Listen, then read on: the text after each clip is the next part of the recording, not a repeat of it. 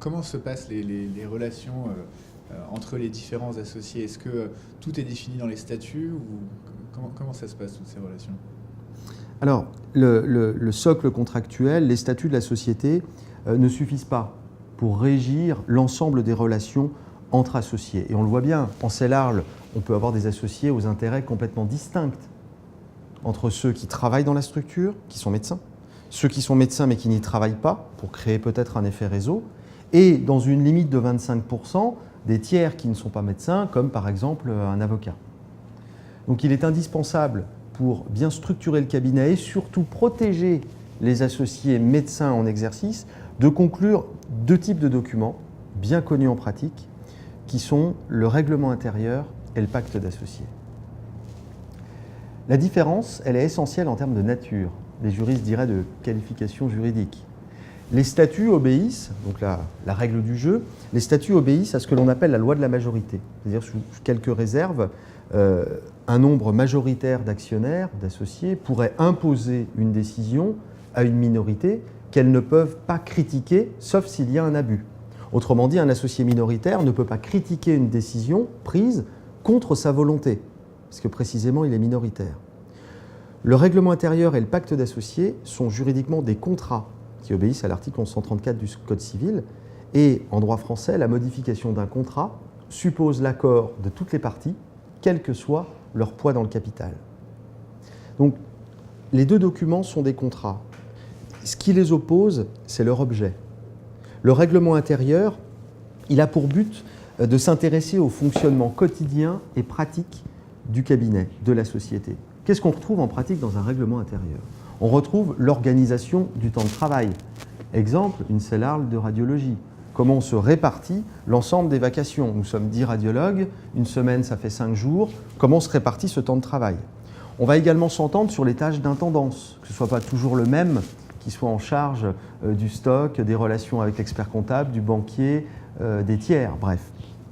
Le règlement intérieur fixera les modalités de participation à la formation professionnelle. Il traitera également des questions des congés.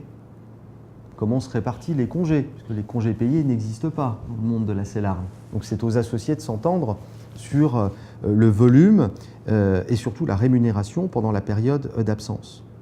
Plus essentiellement, le règlement intérieur traitera de la question de la solidarité entre associés, notamment en cas d'incapacité ou de décès. Un des radiologues se casse la jambe au ski, il était mobilisé pendant 1 mois. Qu'est-ce qu'on fait? Les régimes obligatoires ne lui verseront que quelques subsides qui ne couvriront nécessairement pas les besoins de son train de vie. Donc, est-ce que chacun souscrit, dès le premier jour d'absence, un système d'indemnité journalière extrêmement onéreux, ou est-ce qu'entre associés, on est d'accord pour dire « allez, on est solidaire, en cas de pépin, il y a un maintien de rémunération pendant 15 jours, 30 jours, 45 jours, puis les régimes de prévoyance prendront le relais ». Et le plus important à mes yeux, le règlement intérieur traitera de la question de la rémunération des médecins.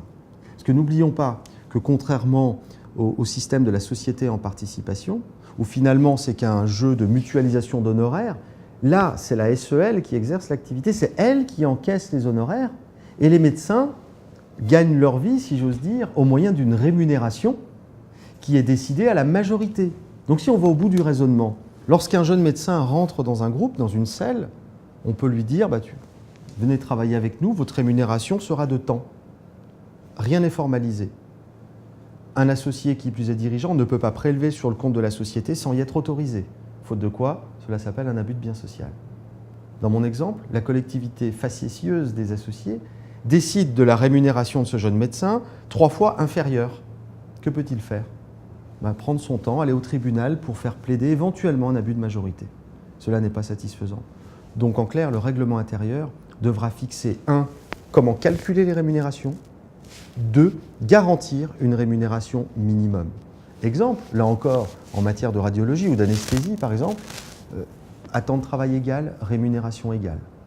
Chaque associé, pour un temps de travail de X vacations par semaine, percevra une rémunération minimum de temps. Voilà ce qui sécurise le jeune associé qui plus est minoritaire qui rentrerait dans une structure type SEL.